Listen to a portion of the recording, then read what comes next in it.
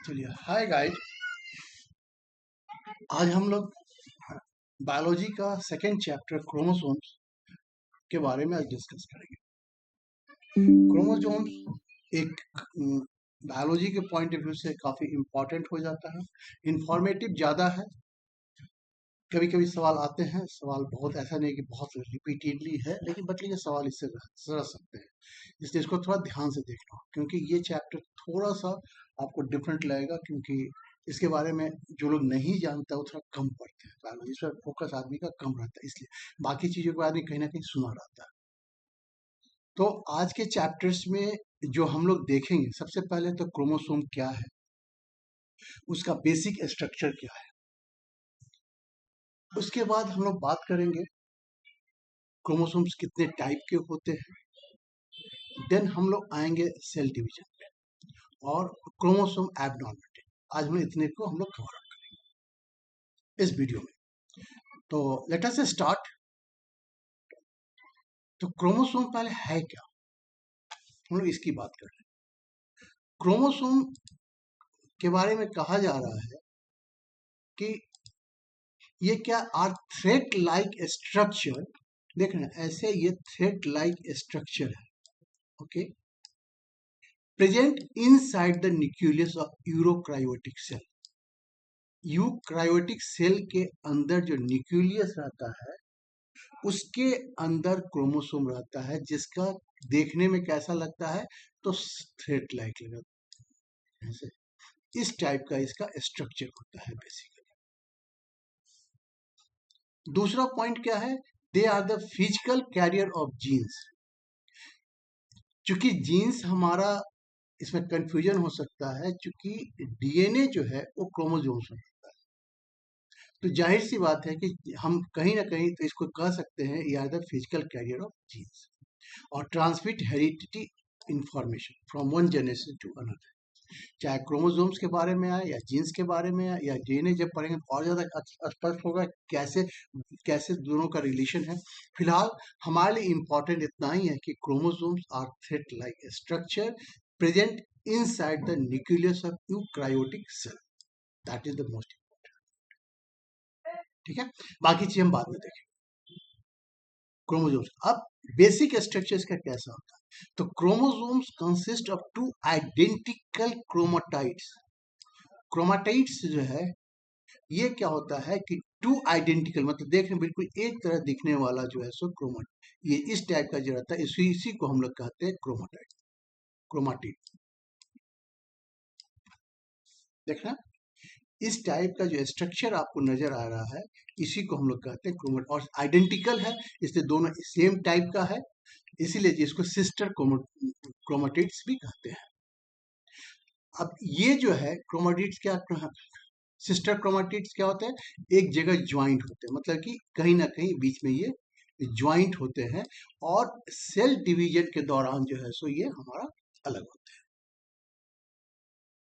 ये आगे देखेंगे हम, ये दोनों को हम लोग बाद में देखेंगे, अभी यहाँ पर हम इस पर फोकस नहीं करेंगे।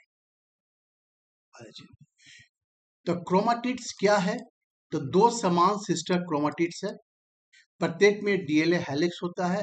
ये डीएनए, इस पर भी अभी हम चर्चा नहीं करेंगे, ये सेंट्रोमेयर में जुड़े होता है, फिलहाल इसी पर फोकस करेंगे। जैसा कि बात हुआ, एक क्रोमाटिड्स है, सिस्टर को आइडेंटिकल है, और ये एक जगह ज्वाइंट होते हैं, जिसको कि हम लोग कहते हैं सेंट्रोमेयर। इस सेंट्रोमेयर में क्या होते हैं कि ये ज्वाइंट होते हैं, अभी डीएनए पर कोई चर्चा नहीं करेंगे, ठीक है। और अलग होने पर इंडिपेंडेंट क्रोमोसोम्स बन, मतलब कि ये अलग हो सकते हैं। क्रोमाटिड्स, सेंट्रोमेयर क्या, इसको हम लोग कहते हैं प्राइमरी कंस्ट्रिक्शन। कंस्ट्रिक्शंस का मतलब ये है कि आप ऐसा देख रहे हैं कि यहाँ पर ही दोनों को ज्वाइंट करके रखा है, इसीलिए इसको प्राइमरी कंस्ट्रक्शन। प्राइमरी क्यों क्या है, थोड़ा देर बाद आपको क्लियर होगा। तो ये क्या होता है, क्रोमेटिड्स को जोड़ कर रखता है, और यहाँ पर जो है सो ये एक्चुअली ये सेल डिवीजन का बात है, किनेटोकोर का फॉर्मेशन जो होता है वो बेसिकली जब हमारा सेल डिवीजन होता है तो वहां पर इसकी जरूरत पड़ती है। एक विशेष प्रकार का प्रोटीन है जो सेंट्रोमेयर पे पाया जाता है, और ये जब सेल डिवीजन होता है तो वहां पर तो क्रोमेटिड्स का सबसे जो इम्पोर्टेंट चीज ये है कि एक तो जोड़ कर रखता है, और दूसरा क्या है कि साइट ऑफ किनेटोकोर का ये फॉर्मेशन करता है, जो टाइप का प्रोटीन है जो सेल डिवीजन के समय वहां पर हम लोग इसको देखेंगे। यहाँ पे इसको बहुत ज्यादा फोकस करने की जरूरत, बस यही बात है कि ये प्राइमरी कंस्ट्रक्शन है, दोनों दोनों क्रोमेटिड को ये जोड़ कर रखता है, यहाँ जुड़ता है। अब चलिए क्रोमोसोम्स की भुजाएं, यहाँ पर आप एक चीज देख रहे होंगे कि ये जो जब इसको ज्वाइन किया गया है तो डेफिनेटली यहाँ पर जुटा है, तो यहाँ पे जुटा है तो इसका क्या होगा, एक ऊपर का भाग होगा और एक नीचे का भाग। तो जो छोटा आर्म होता है या ऊपर वाले भाग का सिंपली एक पी आर्म कहते हैं, एक को हम लोग क्यू आर्म कहते हैं। जो छोटा वाला भाग होता है यूजुअली उसको पी आर्म कहा जाता है और बड़े वाले को क्यू आर्म कहा जाता है। तो ये इसके आर्म है। तो क्रोमो दो भागों में विभाजित होता है, P arm shorter arm, petite भी इसको कहते हैं, और लंबी भुजा को लॉन्ग आर्म कहते हैं, इसको क्यू आर्म कहते हैं। अब इस पे इसके बारे में बात करने से कोई फायदा नहीं। क्रोमोसोम्स के जो टाइप होते हैं वो इस पर डिपेंड करते हैं कि सेंट्रोमियर कहाँ पे है। अब जैसा कि आप देख पा रहे हैं, क्रोमोसोम्स को सेंट्रोमियर पोजीशन के आधार पर क्लासिफाई किया जाता है। जैसे यहाँ पर देख रहे हैं कि बिल्कुल बीच में है, यहाँ पर देख रहे हैं कि बीच से थोड़ा सा ऊपर है, यहाँ पर देख रहे हैं कि एंड के थोड़ा नीचे है एक साइड में, और यहाँ पर बिल्कुल ही एंड। इसी तरह से चार भाग में इसको डिवाइड किया जाता है। तो जो बीच में जब क्रोमोसोम रहेगा तो इसको हम लोग कहेंगे मेटासेंट्रिक। मेटासेंट्रिक हुआ चूंकि बिल्कुल दोनों इक्वल आर्म बराबर हो गए, ऐसी स्थिति में इसका जो शेप होता है वो भी शेप का होता है। सब मेटासेंट्रिक का मतलब है कि सेंटर में नहीं रहेगा बल्कि सेंटर थोड़ा सा ऊपर रहेगा। देख रहे हैं यहाँ पर स्लाइटली ऑफ है, मतलब इसके थोड़ा सा सेंटर थोड़ा सा ऊपर रहते हैं, और इसी को हम लोग कहते हैं सब मेटासेंट्रिक। और अगर ये नियर द वन एंड पे नहीं बल्कि इसके थोड़ा सा नीचे रहे तो इसको हम लोग कहेंगे एक्रोसेंट्रिक। जैसे ये आपका एक्रोसेंट्रिक। तो और टेलोसेंट्रिक जो होगा अब जब बिल्कुल एंड पे रहेगा। तो ह्यूमन में टेलोसेंट्रिक नहीं पाया जाता है, ये फर्स्ट एक इंपॉर्टेंट पॉइंट है। अगर हम शेप की बात करें तो मेटासेंट्रिक जहां सेंट्रोमियर बीच में होता है उसका वी शेप होता है। सब मेटासेंट्रिक जहां पर कि हमारा ये स्लाइटली ऊपर की तरफ रहता है उसको वो उसको कहते हैं सब मेटासेंट्रिक। और ये यहाँ पर शेप इसका एल शेप हो जाता है। और ये जो है आपका एक्रोसेंट्रिक है, जहां पर एंड से थोड़ा पहले रहता है उसको हम लोग कहते हैं एक्रोसेंट्रिक, जिसका जे शेप हो जाता है। और टेलोसेंट्रिक का शेप आई शेप हो सकता है। शेप के बारे में पूछा जा सके या क्या है। तो हमारे लिए जो सबसे अभी जो आगे पढ़ेंगे आगे के टॉपिक में ये इसका रोल बहुत बड़ा होने वाला है, जो आपको पता चलेगा। यहाँ पर जैसे आ गया सेकेंडरी कंस्ट्रक्शन, आपको याद है मैंने बोला था कि प्राइमरी कंस्ट्रक्शन क्यों उसको कहा जाता है। इसलिए प्राइमरी कहा जाता है कि मेन ज्वाइंट वहां पे होता है। इसके अलावा भी कुछ कुछ क्रोमोसोम्स में आपको इसके अलावा भी एक आध जगह ऐसे गट्ठी टाइप के मिलेंगे। जैसे यहाँ पर आप देख रहे हैं ये सेंट्रोमियर हो गया, और इसके ऊपर देख रहे हैं यहाँ पर बीच में जो है सो ये दबा हुआ टाइप है, ये सेकेंडरी कंस्ट्रक्शन, इसी को हम लोग कहते हैं सेकेंडरी कंस्ट्रक्शन। और इसके ऊपर वाला जो पोर्शन है इसको हम लोग कहते हैं सेटेलाइट। ठीक है, तो सेकेंडरी कंस्ट्रक्शन क्या है, हमारा जो है सो छिकड़ा हुआ पार्ट है जहां पर कि, और इसके ऊपर वाला पोर्शन को हम लोग कहते हैं सेटेलाइट। इसको सैट क्रोमोसोम्स भी इसको हम लोग कहते हैं, सैट क्रोमोसोम। तो जो जितने humans all human set chromosomes are acrocentric. तो ह्यूमन में जितने भी क्रोमोसोम्स पाए जाते हैं सैट क्रोमोसोम्स खासकर वो क्या होते हैं, एक्रोसेंट्रिक होते हैं। This is the first the most important point. अगर पूछता है तो ये पूछता है। तक ऐसे हमारे क्रोमोसोम चूंकि आपको मालूम है नंबर्स होते हैं, तो 13, 14, 15, 21 और 22 ये 5 क्रोमोसोम्स ऐसे हैं जो ह्यूमन में पाए जाते हैं, और वो एक्रोसेंट्रिक है। एक्रोसेंट्रिक का मतलब क्या हुआ, यहाँ पर कि आपका सेंट्रोमियर का पोजीशन कहते हैं ना कि जस्ट उसके नीचे होना चाहिए, इसीलिए ऐसा दिया गया है। तो ये एक इम्पॉर्टेंट पॉइंट हो गया। दूसरा जो इम्पॉर्टेंट पॉइंट हो गया कि ये सेंट्रोमियर के अलावा जो सेकेंडरी कंस्ट्रक्शन है इसका बहुत बड़ा रोल आता है NOR, मतलब कि न्यूक्लियस फॉर्मेशन में। न्यूक्लियस फॉर्मेशन का मतलब क्या, इसमें NOR न्यूक्लियर ऑर्गेनाइजर रीजन होता है जहां पर कि हमारा प्रोटीन प्रोटीन और आरएनए मिलकर हमारा राइबोसोम्स बनाते हैं। तो एनओआर रीजन में क्या होता है हमारा आरएनए और प्रोटीन मिलकर राइबोसोम बनाते हैं, इसीलिए इसको जो है सो आरएनए न्यूक्लियस ऑर्गेनाइजर के रूप में जाना जाता है। This is the secondary constriction. यहाँ तक अभी इस सब का उतना रोल नहीं है। अब मैं बात करता हूं, एक टर्म आता है टेलोमियर। तो टेलोमियर क्या है, अब जानने के लिए इतना ही काफी है कि ये जो एंड है आप देख रहे हैं, यहाँ पर जो एंड है, यहाँ पर एक समझ लीजिए एक कैप है, एक ऐसा कैप है जो इसको प्रोटेक्ट करता है। तो this cap is known as telomere. समझ आ गया टेलोमियर क्या है?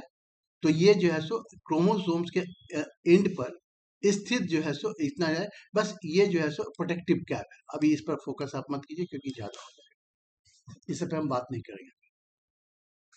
मेन काम है डीएनए एंड को, लास्ट वाले एंड को प्रोटेक्ट करना। और एक चीज आता है टेलोमेयर शॉर्टनिंग। टेलोमेयर शॉर्टनिंग का मतलब होता है क्या है कि ये प्रोटेक्टिव कैप है, जब भी हमारा सेल डिवीजन होता है तो टेलोमेयर छोटा होता है। तो अब लीड्स टू सेलुलर सीक्वेंस, मतलब कि अब ये छोटा हो, अगर हमारा टेलोमेयर छोटा हो, इसका मतलब क्या है कि उसमें जो है सो हमारा सेल डिवीजन काफी हो चुका है। अब ये जो है इसमें अब ये वृद्धावस्था की तरफ बढ़ रहा है, इसीलिए जो इसको हम लोग पोस्ट एजिंग से रिलेट करते हैं। एज मेकर भी इसको हम लोग कहते हैं कि अगर टेलोमेयर हर डिवीजन छोटा होता है, शॉर्ट टेलोमेयर का मतलब कि ये बुढ़ापा का संकेत है।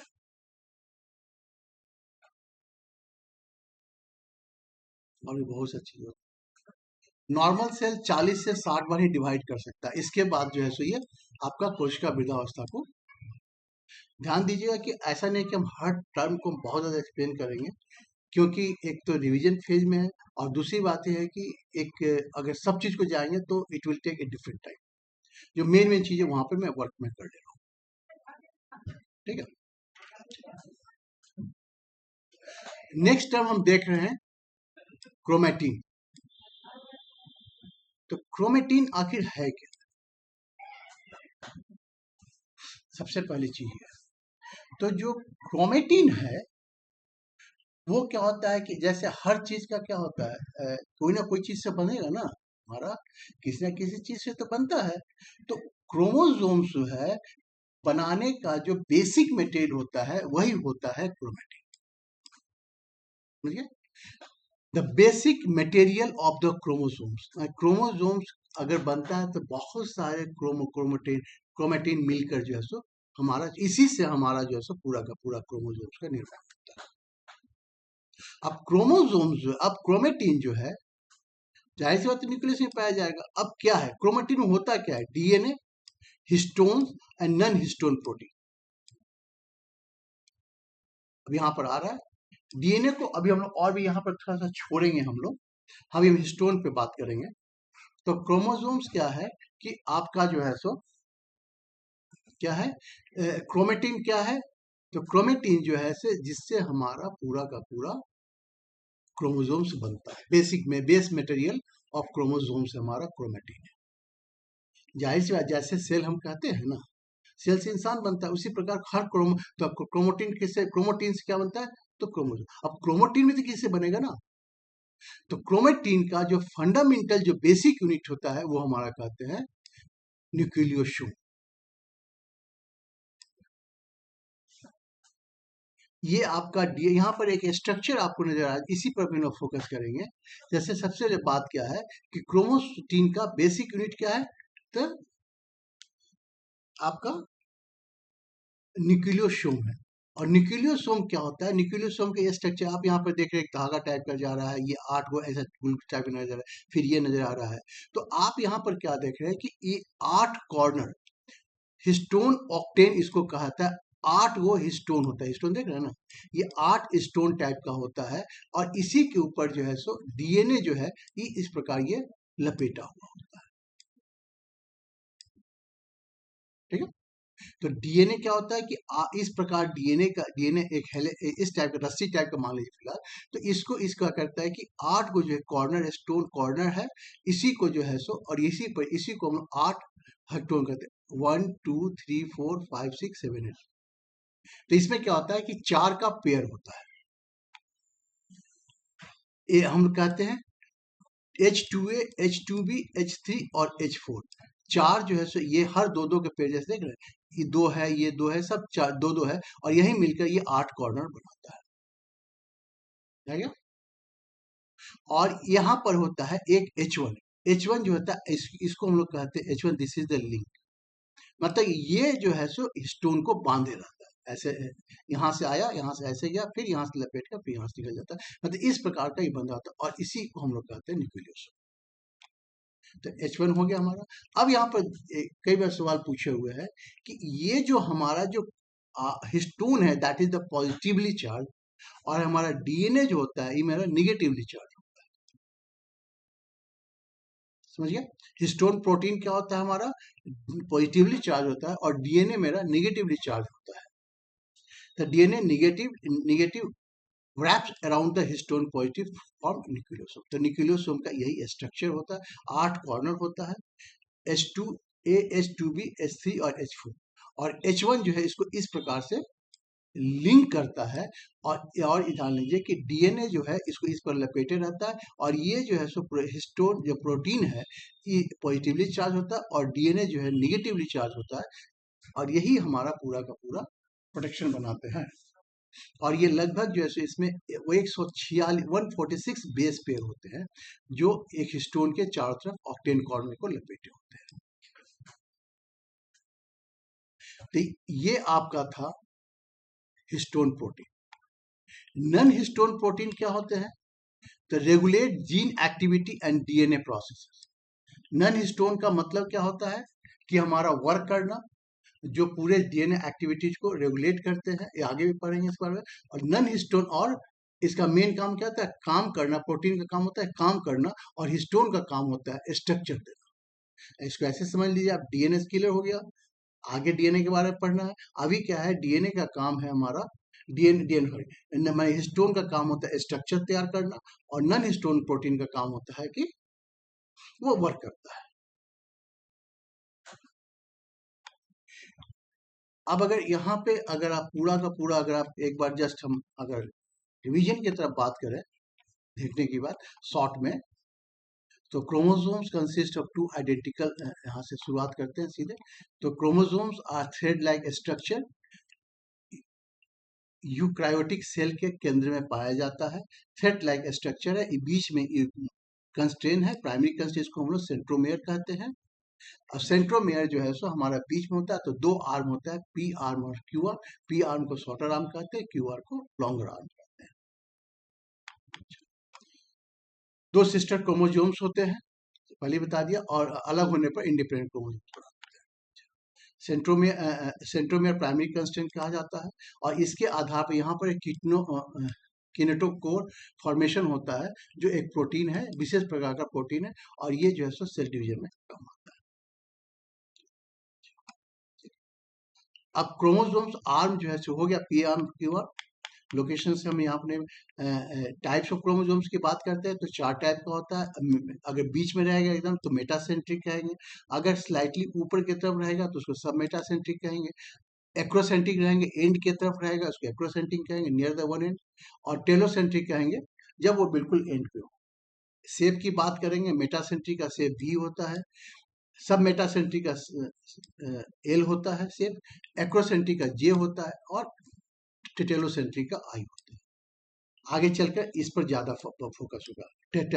एक्रोसेंट्रिक ह्यूमंस में टेलोसेंट्रिक नहीं पाया जाता, जैसे इसलिए प्राइमरी कहा गया क्योंकि एक और कंस्ट्रेंट पाया जाता है, कुछ समय नहीं कुछ में पाया जाता है, जैसे सेंट्रोमेयर हो गया, और यहाँ पर देख रहे हैं कि एक और आपको कंस्ट्रेंट दोनों भुजाओं में लग रहा है, इसी को हम लोग सेकेंडरी कंस्ट्रक्शन कहते हैं, और इसके ऊपर वाले पोर्शन को हम लोग कहते हैं सेटेलाइट, इसलिए इसको सैट क्रोमोसोम्स भी नाम से भी जाना जाता है।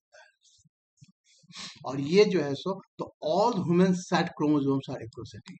तो जितने भी ह्यूमन में सैट क्रोमोसोम्स पाए जाते हैं सारे सारे एक्रोसेंट्रिक होते हैं। नंबर जो याद रखना है हमारा 13, 14, 15, 21 और 22। यह जो प्राइमरी सेकेंडरी कंस्ट्रक्शन है, ये NOR ऑर्गेनाइजर का माने कि यहाँ पर NOR न्यूक्लियर ऑर्गेनाइजर रीजन होता है, जहाँ पर कि हमारा RNA और प्रोटीन मिलाकर राइबोसोम बनाते हैं। टेलोमेयर के बारे में इतना ही कहा जाता है कि ये एक प्रोटेक्टिव कैप है और ये जो है सो हर डिवीजन के बाद छोटा होता जाता है। अगर ये 40 से 60 डिवीजन होते हैं सेल नॉर्मल डिवीजन में, और अगर जो है सो उसका शो करता, अगर काफी डिवीजन काफी हो गया है, तब वो बुढ़ापे का भी एक संकेत होता है। क्रोमेटिन कहता है हर क्रोमोसोम क्रोमोटिन का बना होता है। क्रोमोटिन उसका बेसिक मेटेरियल, और क्रोमेटिन जो होता है वो न्यूक्लियोसोम का बना होता है। और न्यूक्लियोसोम में क्या होता है, क्या होता है, तो ये DNA हिस्टो, अब ये जो है सो न्यूक्लियोसोम बेसिक चाहिए, इसमें जो है सो यही जो स्ट्रक्चर जो है सो यही आता है न्यूक्लियोसोम का। इसमें 8 गो हिस्टोन होते हैं, H2A, H2B, H3 and H4। ये 8 ज्वाइन होते हैं और H1 जो है सो इसको लिंक करता है और DNA इस पर रैप रहता है। और इसी को हम लोग कहते हैं, तो ये जो हिस्टोन है ये मेरा क्या होता है, कोर हिस्टोन जिसको कहते हैं, ये पॉजिटिवली चार्ज होते हैं और DNA जो है सो निगेटिवली चार्ज होते हैं। सेकेंड इंपॉर्टेंट चीज क्या है कि जो हमारे हिस्टोन का काम होता है सिर्फ स्ट्रक्चर को क्रिएट करना, जबकि हमारे जितने वर्क फंक्शन होते हैं वो सारे हमारे नॉन हिस्टोन प्रोटीन के कारण किए जाते हैं। तो यहां तक हमने जो है सो बेसिक स्ट्रक्चर पर बात किया। अब एक आता है कैरियोटाइपिंग। कैरियोटाइपिंग का मतलब क्या है? कैरियोटाइपिंग एक लेबोरेटरी टेक्निक है जिसमें क्रोमोसोम्स को हम लोग अरेंज करते हैं, उसका फोटोग्राफ करते हैं, उसका एनालाइज करते हैं, उसमें जीन का लोकेशन कहाँ है वो चीज सारी हम लोग बात करते हैं। तो कैरियोटाइपिंग जो है सो कहाँ होता है, तो लेबोरेटरी का टेक्निक है जिसमें जैसे क्रोमोसोम्स को अरेंज किया जाता है, उसका फोटोग्राफी किया जाता है, एनालाइज किया जाता है। किसके आधार पर? संख्या क्या है, साइज क्या है, सेंट्रोमेयर की पोजीशन क्या है, और बैंडिंग पैटर्न क्या है। बैंडिंग पैटर्न, ठीक है। ऐसे आगे भी देखेंगे। मेटाफेज में जो सेल डिवीजन का पार्ट है ये आइडियल माना जाता है कैरियोटाइपिंग। ये इसलिए कि इसमें मैक्सिमम अधिकतम जो है उसमें विजिबिलिटी रहती है, इसलिए यहाँ होता है। और जो फाइनल चार्ट पेपर है उसको हम लोग कैरियोग्राफ में जानते हैं। तो ये हमारा बेसिक था क्रोमोसोम। अब हम बात करेंगे सेल डिवीजन। सेल डिवीजन अपने आप में ऐसे देखा जाए तो बहुत एक व्यापक टॉपिक होता है, बहुत बड़ा टॉपिक होता है, बहुत कॉम्प्लिकेशन भी होते हैं। लेकिन जिस लेवल पे आप लोग को जानकारी लेना है, नॉट गोइंग बहुत डेप्थ में जाने की जरूरत नहीं है।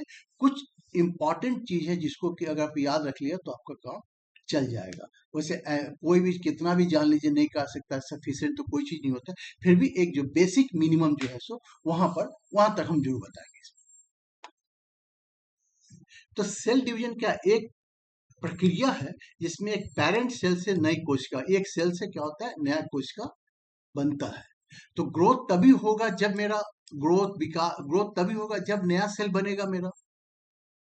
तो इंपॉर्टेंस क्या होता है उसका? विकास के लिए जरूरी है। ग्रोथ डिवीजन नहीं होगा तो विकास नहीं होगा, रिपेयर नहीं होगा, पुरानी कोशिका नष्ट नहीं होगी तो फिर नया कोशिका बनेगा नहीं। रिप्रोडक्शन में इंपॉर्टेंट पड़ता है और कंटिन्यूटी ऑफ लाइफ के लिए ये बहुत जरूरी है सेल डिवीजन। सेल डिवीजन होगा तभी जाकर जो है सो नया सेल का निर्माण। तो दो टाइप का होता है, मिटोसिस और मियोसिस। देखिए,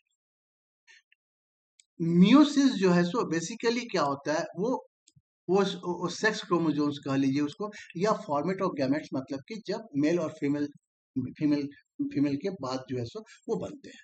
तो इसीलिए जो है सो हर हर जगह सेल तो खाली ऐसा नहीं है सेक्स क्रोमोसोम्स में नहीं है, बल्कि सेल तो आपको हर जगह है, हर बॉडी के हर पार्ट में है सेल।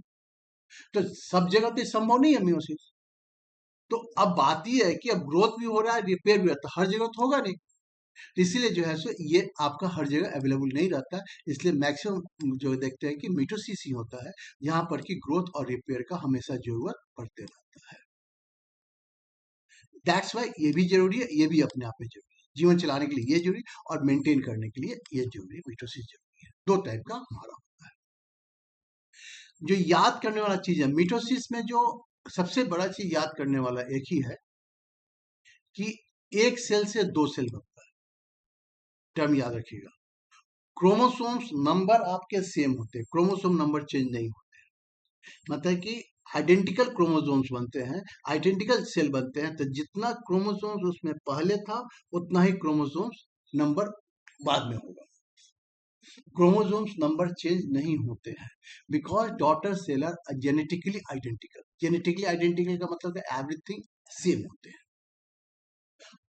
अकर इन सोमेटिक, सोमेटिक का मतलब होता है शारीरिक कोशिकाएं, जो शरीर में जितनी भी कोशिकाएं होते हैं एक्सेप्ट गैमेट्स वगैरह छोड़ के बाकी सब जगह होता है।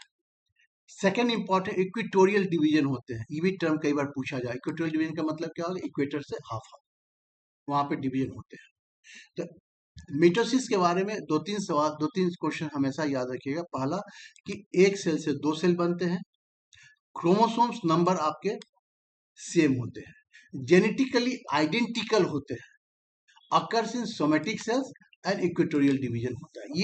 ये इसमें से कहीं से भी सवाल आपसे पूछा जा सकता है, नहीं हो तो इसको याद कर लीजिए, इसलिए कि ये डायरेक्ट सवाल आएगा तो डायरेक्ट सवाल आएगा।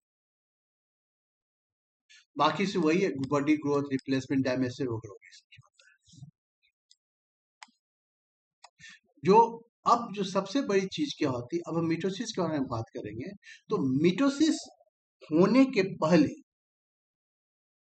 जैसे सेल डिवीजन हो, मिटोसिस में सेल डिवीजन हो, उसके पहले जो है सो कुछ प्रिपरेटरी, जैसे आप खाना बना रहे हो तो खाना बनाने में कितना समय लगता है, लेकिन उसकी तैयारी करने में बहुत ज्यादा समय लगता है।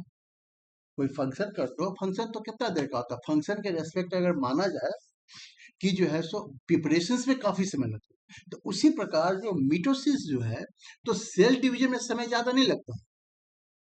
आप देख रहे हैं कि मिटोसिस का पीरियड अगर पूरे टाइम पीरियड डिवाइड कितना ही होता है, बाकी ये जो पूरा का जो पूरा पीरियड है ये एक्चुअली प्रिपरेटरी फेज इसको, मतलब कि मिटोसिस होने के पहले जो है सो ये प्रिपरेशन का स्टेज है।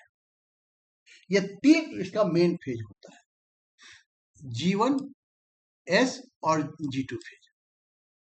ये तीनों के तीनों मेरे इंटरफेज में आते, प्री फेज में आता है, या इंटरफेज कर लीजिए या उसको प्रिपरेशन स्टेज कर लीजिए।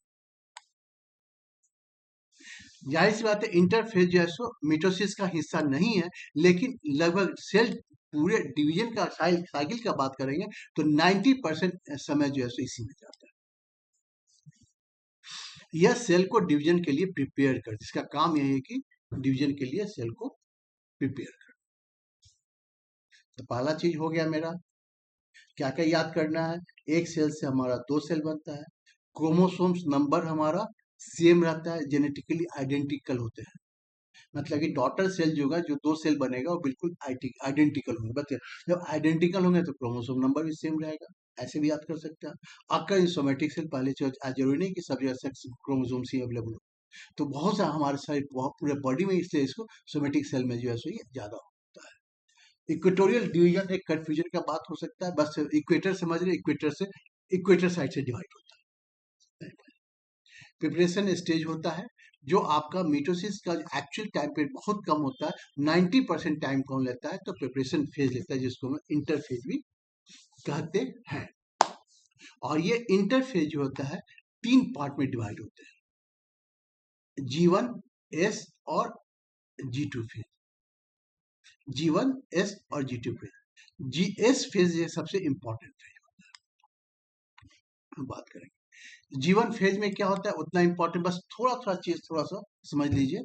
सेल का ग्रोथ बढ़ता है, सेल साइज बढ़ता है, इसमें जो ठीक है प्रोटीन सिंथेसिस होता है, मेन चीज होता है हमारा सेल का ग्रोथ होता है, मतलब सेल जो है सब प्रिपेयर करने के लिए तैयार होता है। ऑर्गन्स का फॉर्मेशन, मेन चीज क्या होता है ना, यहाँ पर जो एस फेज होता है द मोस्ट इंपॉर्टेंट इसलिए कहा जाता है क्योंकि यहाँ पर क्रोमोसोम से दो सिस्टर क्रोमोटिड्स बन जाते हैं। आपको याद होगा बताया था, ये देख रहे हैं, ये क्रोमोसोम, ये जैसे क्रोमोसोम्स है, तो अब इसमें क्या हुआ, दो दो सिस्टर दो क्रोमोसोम था, अब एक से जो है सो उसका डुप्लीकेट तैयार हो जाता है, और फिर उसका भी जो, तो दो तो यहाँ पर दो, एक में क्या दो होते हैं, तो दो मिलकर क्या हो चार बन गया। अब एक का जैसे कॉपी हो गया, दूसरे का कॉपी, चूंकि एक क्रोमोसोम से क्या होता है दो क्रोमोटिड्स होते हैं, ठीक है ना? तो अब दो क्रोमोटिड से चार क्रोमोटिड हो गए, तो इस प्रकार जो है सो डीएनए अमाउंट कितना हो गया हमारा, डबल हो जाता है। क्योंकि एक क्रोमोटोड्स में आपका एक डीएनए रहता है हर क्रोमोटोड।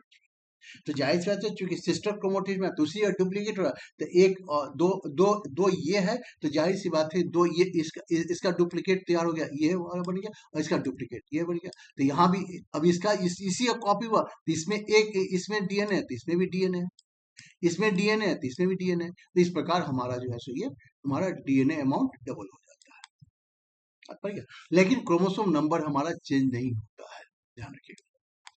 क्रोमोसोम नंबर रिमेन सेम, हमारा सिर्फ ये डुप्लीकेट कॉपी हो रहा है और इसलिए डीएनए मेरा 2 हो रहा है। चलिए,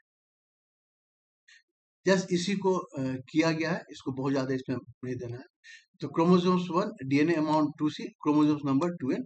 after chromosome 2 sister chromatids DNA amount 4 हो जाता है और क्रोमोसोम नंबर मेरा सेम हो जाता है। तो आफ्टर जो एस फेज जो है सो इसीलिए जो है सो एस फेज का इंपॉर्टेंस सबसे ज्यादा क्यों सेम होते हैं कि क्रोमेटिड्स अभी भी सेंट्रोमियर से जुड़े होते हैं। ऐसा नहीं होता है जो कॉपी हुआ इसका होता है कि अलग अलग नहीं हुआ, बल्कि सेंट्रोमियर से जुड़े रहते हैं, इसलिए उन्हें एक ही क्रोमोसोम्स माना जाता है। ओके, G2 फेज में कुछ नहीं, बस फाइनल प्रिपरेशन होता है, सस्पेंडेड फाइबर से उतना इंपॉर्टेंट नहीं है, error checking DNA repair over चलता है। तो मेन आपका एस फेज है जहां पर कि इसीलिए जरूरी होता है कि आपका 1 से 2 बनता है, क्रोमोसोम अलग अलग होता है, डुप्लीकेट डीएनए नंबर हमारा डबल होता है, डीएनए अमाउंट 2 हो जाता है क्योंकि आपका, लेकिन क्रोमोसोम नंबर इसलिए अलग नहीं होता है कि अभी भी सेंट्रोमियर हमारा अलग नहीं होता है, सेंट्रोमियर पे जुड़े रहते हैं। तो ये मेरा प्री फेज में रहा, तो आके इतना याद रहेगा तो काफी है।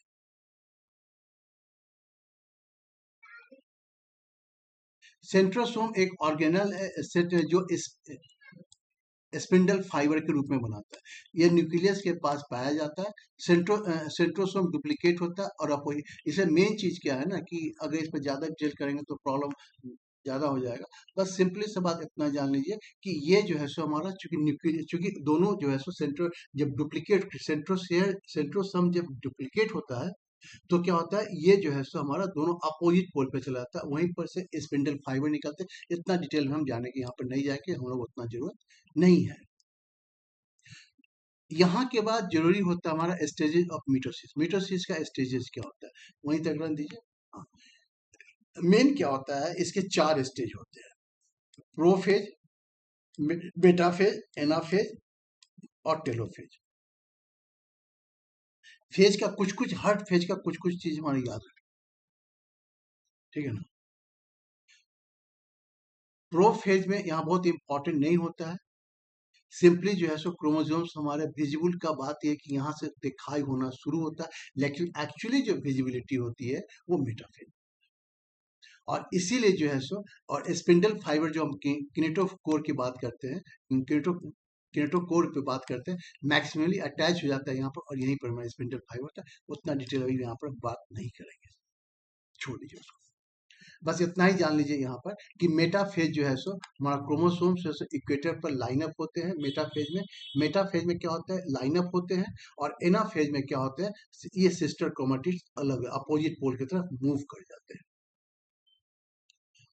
तो प्रोफेज में क्या होता है, हमारे कंडेंस होकर अब ये तैयार होते हैं, माने कि इक्वेटर पर जैसे लाइन अप होती है।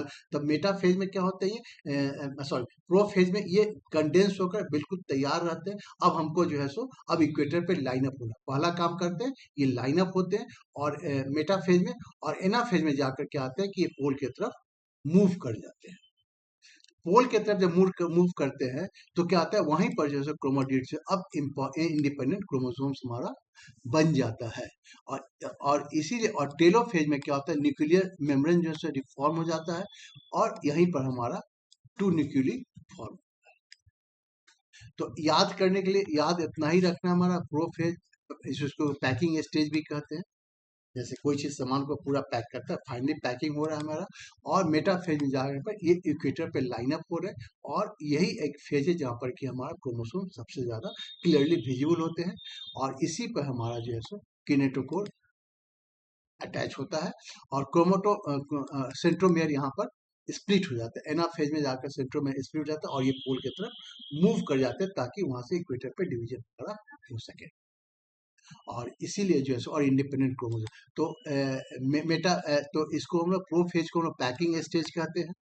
इसको हम लोग अलाइनमेंट स्टेज ज्यादा अच्छा कहते हैं, क्योंकि क्या होता है सेंटर पर ही अलाइनमेंट, ऐसे भी याद करते हैं। पैकिंग स्टेज कौन सा है, तो प्रोफेज है।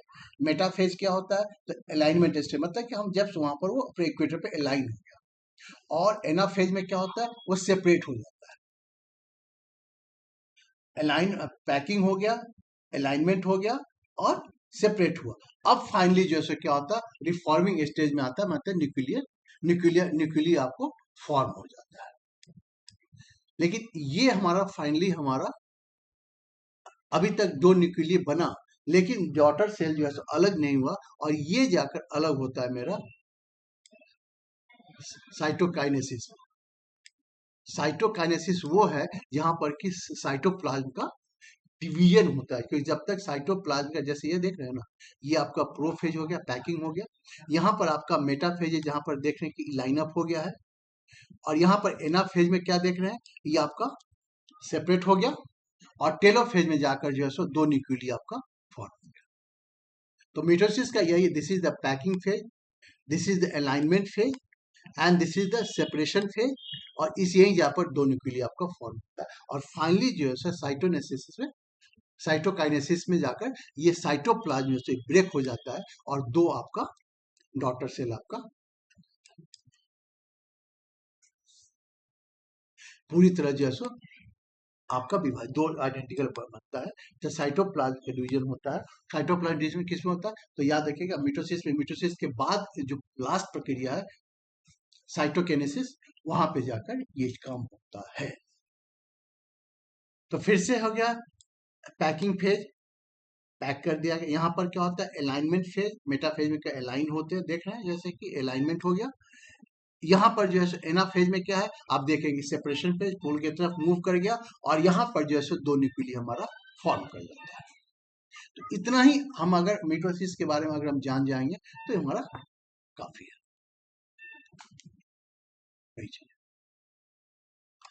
अब हम लोग बात करते हैं मियोसिस।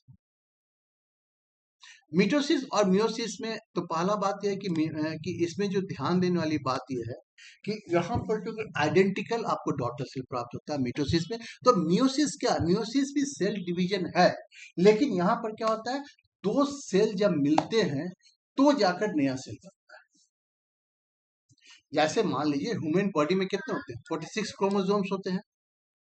स्पर्म के 46 और एक के 46, तो टोटल कितना हो गया, 92 क्रोमोसोम्स हो गया। लेकिन एक आदमी के पास कितना रहेगा, 46 ही रहेगा ना।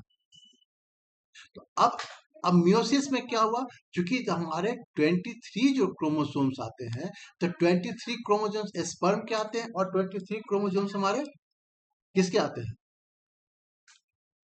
मेल के आते हैं। स्पर्म एक से आते हैं, तो आफ्टर फैक्ट कितना हो जाए, 46 हो जाना चाहिए। तो अब यहाँ पर क्या होता है मेरा, तो यहीं पर जो है सो एक कोशिका से हमारा यहाँ पर क्या होता है, हमारा 4 बनते हैं। मतलब कितने बनते हैं, सेल कितने बनते हैं, एक सेल से हमारे कितने सेल बनते हैं, 4 सेल बनते हैं यहाँ पर। और हमारा क्रोमोसोम्स की संख्या जो है सो आधी रहती है। क्यों आधी होती है, क्योंकि 2n यहाँ देख रहे हैं, आधा आधा आया, इसलिए यहाँ पर जेनेटिकली ये जो है सो 2n, इससे क्या होता है, जबकि मिटोसिस में हमारा सेम रहता है, हमारा एक सेल से 2 सेल बनता है, यहाँ पर एक सेल से 4 सेल बनता है। यही याद रखना है, एक सेल से 4 सेल बनता है। और यहाँ पर जो हमारा क्या होता है, हमारा क्रोमोसोम्स नंबर आधा होता है। और ये जेनेटिकली डिफरेंट होते हैं, केवल सेक्सुअल रिप्रोडक्शन में ही संभव है।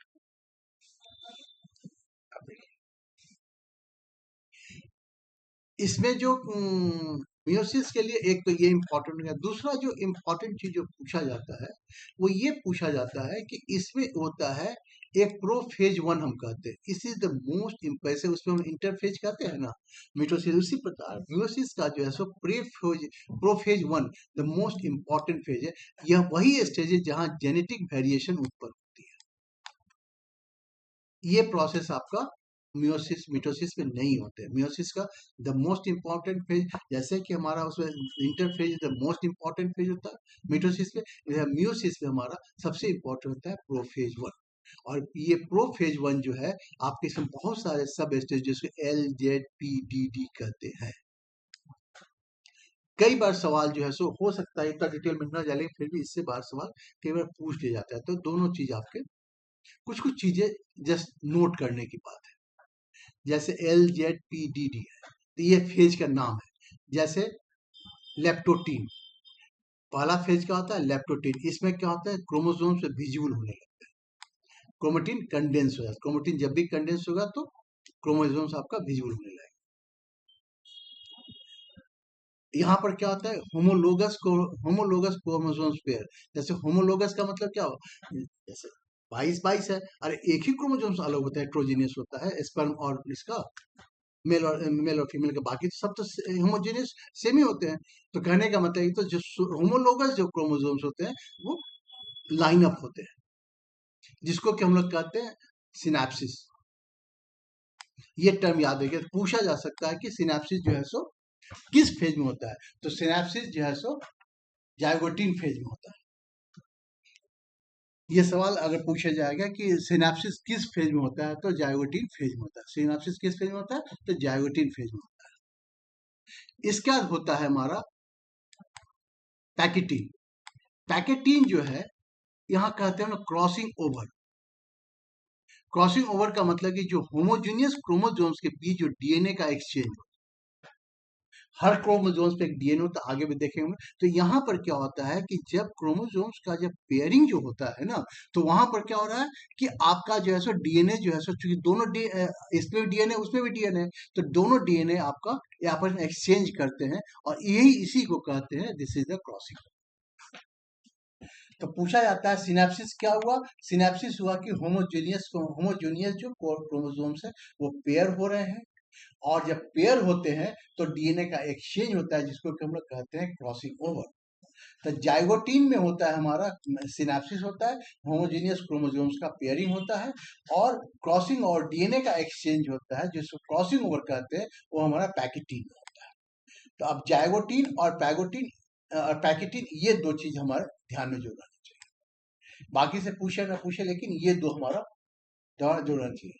होमोजेनियस पेयर जब हमारा पेयरिंग जब होता है होमोजेनियस पेयर, तो इसका होमोलोगस पेयर क्रोमोसोम, तो इसका मतलब उसको हम लोग सिनेप्सिस कहते हैं। और जब पेयरिंग के बाद जब डीएनए का एक्सचेंज होता है उसमें, उसी को हम लोग क्रॉसिंग ओवर कहते हैं। और यही मेन आपका स्रोत है आपका जेनेटिक वेरिएशन, यहीं पर जेनेटिक वेरिएशन होने की संभावना।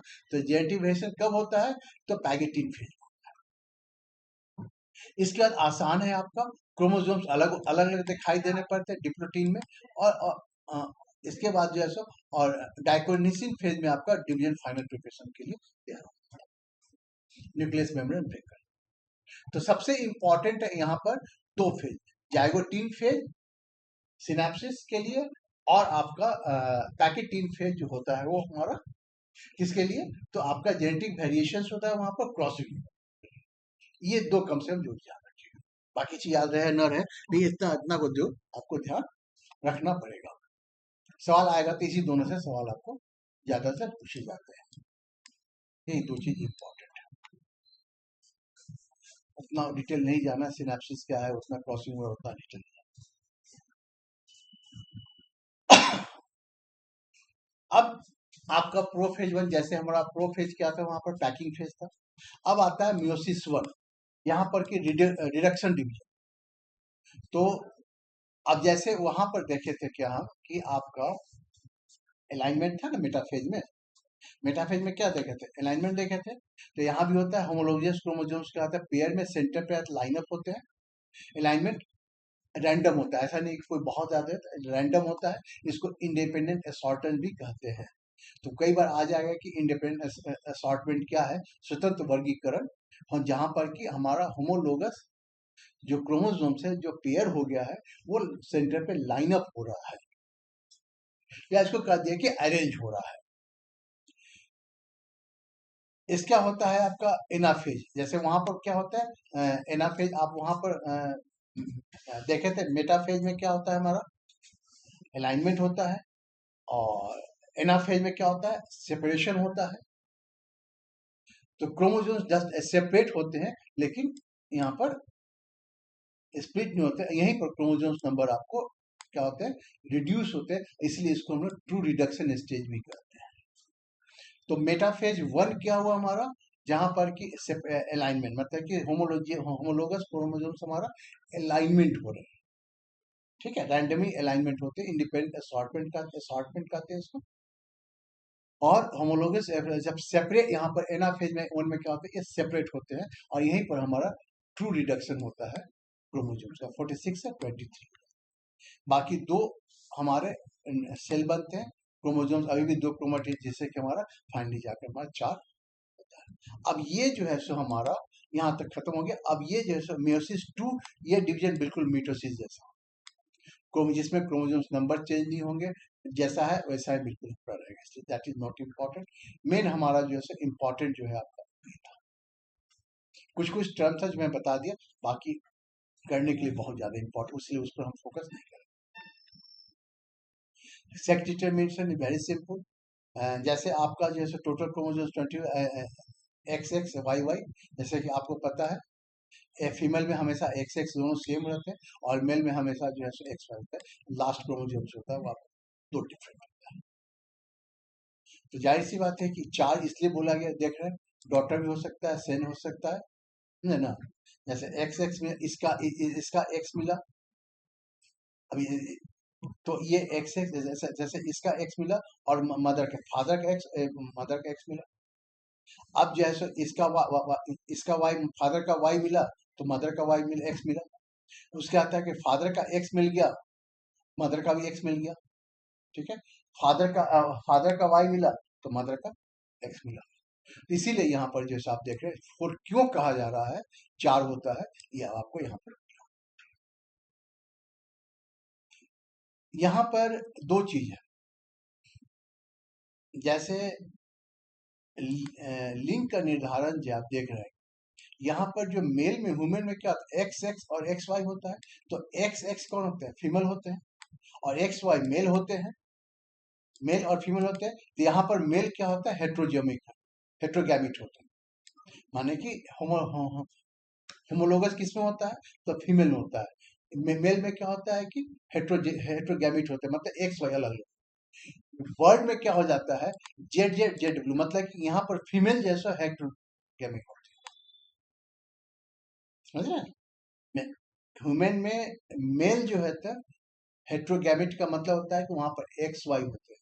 उसी प्रकार बर्ड में क्या होता है, फीमेल होता है आपका आपका हेट्रोगैमिट होते हैं। ग्रासोफर में क्या होता है, आपका फीमेल वैसा ही रहता है, मेल हैज ओनली 1 X, यहाँ पर सिर्फ मेल के पास, इसलिए इतना इंपॉर्टेंट, बस लेकिन कहीं बाय द पूछ देता, उतना इंपॉर्टेंट नहीं है।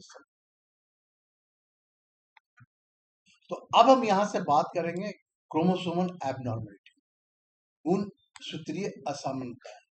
ये क्या होता है, ये 2 तरह का हो सकता है। एबनॉर्मलिटीज क्यों आते हैं, एक आ सकता है कि हमारा मे भी क्रोमोसोम जो है सो जब मेरा याइवट बनता है, या जब, तो हो सकता है कि क्रोमोसोम्स का जो नंबर जो है वो मेरा कुछ चेंज कर जाए। अगर क्रोमोसोम्स का नंबर अगर चेंज करेगा तो कुछ ना कुछ एबनॉर्मलिटीज रहेगी। इसको हम लोग कहते हैं न्यूमेरिकल एबनॉर्मलिटी, संख्यात्मक असमानता है, ठीक है। तो अगर हमारा संख्या में गड़बड़ी हुआ तो इसको हम लोग कहेंगे न्यूमेरिकल एबनॉर्मलिटी, और अगर स्ट्रक्चर में गड़बड़ी हुआ, स्ट्रक्चर में चेंज हुआ, तो इसको हम लोग कहेंगे आपको जो है स्ट्रक्चर, ठीक है। अब जैसे क्या होता है,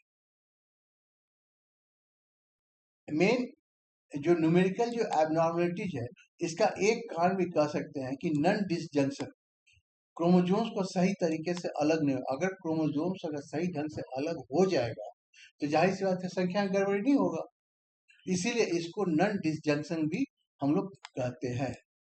मेन कारण ये होना कि क्रोमोसोम्स का सही ढंग से अलग न होना जो है सो न्यूमेरिकल एबनॉर्मलिटीज का मेन कारण है। इसको हम लोग इंग्लिश में जो है सो एनियोप्लॉडी भी कहते हैं।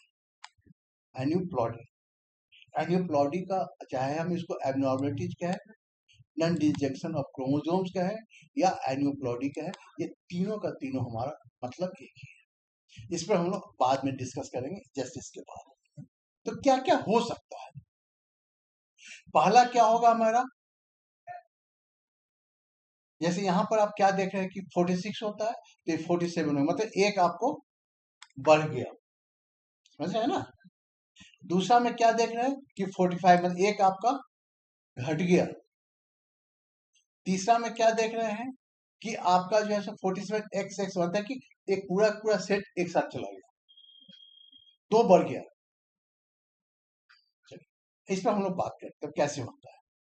अब सबका नाम अलग अलग है। अगर मेरा एक बढ़ रहा है तो उसको हम लोग डाउन सिंड्रोम कहेंगे, एक घट रहा है तो उसको हम लोग टर्नर कहेंगे, और फिल्टर कहेंगे जब 47 हो जाए। चलिए एक एक करके आगे। डाउन सिंड्रोम में जैसे कि इसमें एक्स्ट्रा क्रोमोसोम्स 21 की एक्स्ट्रा कॉपी जो है सो ट्राइसिन, मतलब कि डाउन को हम क्या बोले थे कि एक्स्ट्रा कॉपी जो है जब आपका हो जाए, डाउन डाउन में देख रहे हैं 47, मतलब एक्स्ट्रा कॉपी जो है हो जाता है। ये कैसे होगा, अगर क्रोमोसोम्स 23 होता है ना, तो 21 क्रोमोसोम्स को की अगर एक्स्ट्रा कॉपी अगर हो जाती है तो वैसे कहेंगे नंबर आपको एक्स्ट्रा हो जाता है, तो उसी को हम लोग कहते हैं ट्राइसोमी, या डाउन सिंड्रोम भी ट्राइसोमी 21 कहते हैं इसको। तो ये डाउन सिंड्रोम इसको हम लोग कहेंगे। डाउन सिंड्रोम कब कहेंगे, जब हमारे 21 नंबर क्रोमोसोम्स की एक्स्ट्रा कॉपी बन जाती है। नॉर्मल क्रोमोसोम्स में 26 होते हैं, डाउन सिंड्रोम में क्या हो जाएंगे हमारे 47 क्रोमोसोम्स अलग हो, माने कि आपके एक्स्ट्रा हो जाते हैं। और ये जो है सो नन डिसजंक्शन वाली बोल दिया, सही ढंग से अलग नहीं होते। मैटरनल एज बढ़ने पर रिस्क बढ़ता है, इसका मेन यही है कि फीमेल क्या चीज है, ये फीमेल में ज्यादा प्रॉब्लम करता है, तो इसमें मैटरनल एज जब बढ़ेगा, बढ़ने पर रिस्क हो जाता है। तो ये डाउन सिंड्रोम कई बार पूछे हुए भी है, ये इसको याद रखिए। डाउन सिंड्रोम क्या होता है, क्रोमोसोम्स 21 का एक्स्ट्रा कॉपी बन जाना, मतलब एक एक्स्ट्रा क्रोमोसोम्स हमारे पास 46 में बल्कि 21 हो 70, माने एक हो जाता है 46 की जगह। अब आता है टर्नर क्रोमोसोम्स। टर्नर क्रोमोसोम्स में क्या होता है, मतलब कि जब एक क्रोमोसोम्स कम हो जाता है, 46 की जगह 45 ही रह जाता है, और ये सिर्फ एक्स ही रह जाता है। मतलब कि एक एक्स क्रोमोसोम्स अगर मिसिंग है, जैसे एक अगर एक्स क्रोमोसोम्स 46 है तो वाई तो है, अगर फीमेल रहेंगे तो एक्स दो होता, दो एक्स होगा, तो एक एक्स अगर कम हो जाए या मिसिंग हो जाए, उसी को हम लोग कहेंगे टर्नर सिंड्रोम, और इसीलिए जो है सो इससे फीमेल में ही होता है। समझिए, तो डाउन सिंड्रोम जो है हमारा एक एक्स्ट्रा क्रोमोसोम्स हो रहा है, और हमारा जो है सो इसमें टर्नर सिंड्रोम में क्या हो रहा है कि एक क्रोमोसोम्स मेरा कम हो जा रहा है। एक्स क्रोमोसोम्स का होता है, इसलिए सिर्फ फीमेल, एक कम मतलब ग्रोथ डेवलपमेंट इश्यू हो जाएगा, और इससे female. Klinefelter syndrome, Klinefelter syndrome में जो है वही आपका, ये केवल मेल में होता है, एक्स एक्स तो है ही है 46, अगर एक एक्स्ट्रा वाई क्रोमोसोम्स आ जाता है। अब देखिए ध्यान दीजिए, टर्नर डाउन सिंड्रोम में एक्स क्रोमोसोम्स एक्स्ट्रा हो रहा है, अरे एक्स्ट्रा कॉपी किसका 21 का हो रहा है, यहाँ पर देख एक्स मिसिंग है, यहाँ पर क्या हो रहा है, एक अगर वाई क्रोमोसोम्स अगर, ये मेल में क्यों होता है, क्योंकि ये एक एक्स आपका अलग आ गया, वाई तो है तो मेल हो गया, एक्स होगा तो मेल होगा, तो एक एक्स्ट्रा क्रोमोसोम से एक्स जो एक्स्ट्रा क्रोमोसोम जो आ जाता है, तो इसके कारण जो है सो हमारा क्लाइनफेल्टर सिंड्रोम हो जाता है। मतलब कि फीमेल में आया कम हुआ तो हमारा टर्नर सिंड्रोम हो गया, और अगर एक बढ़ गया, एक्स्ट्रा बढ़ गया, तो हमारा वही हमारा बाजपन का निशानी होता है, जब एक्स क्रोमोसोम्स हमारा बढ़ जाता है। तो यहां से अब फाइनल अगर करते हैं, तो डाउन सिंड्रोम क्या होता है, एक्स्ट्रा 21 आ जाता है, इसको ट्राइसोमी 21 के नाम से भी जानते हैं। ठीक है, टर्नर सिंड्रोम में क्या है कि एक एक्स क्रोमोसोम जो है सो मिसिंग होता है, जो फीमेल में होगा, और क्लाइन फिल्टर सिंड्रोम कब होगा, जब जो है सो एक एक्स्ट्रा जो है सो एक्स क्रोमोसोम्स आ जाएगा। ये सिग्नल होता है जो बाजपन के तरफ जाता है। तो ये 3 जो है हमारा एलियोप्लेडी के अंदर आता है, डाउन सिंड्रोम, टर्नर सिंड्रोम और क्लिफ्टन। ठीक है,